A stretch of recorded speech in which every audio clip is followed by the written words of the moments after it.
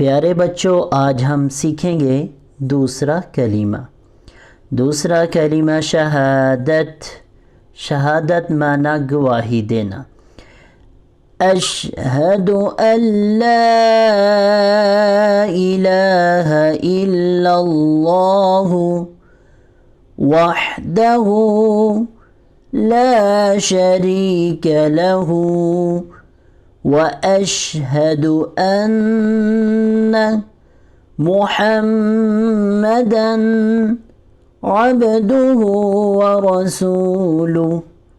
ترجمہ: میں گواہی دیتا ہوں کہ اللہ کے سوا کوئی عبادت کے لائق نہیں، وہ اکیلا ہے، اس کا کوئی شریک نہیں، اور میں گواہی دیتا ہوں کہ بے شک محمد صلی اللہ علیہ وآلہ وسلم اللہ کے بندے اور رسول ہیں۔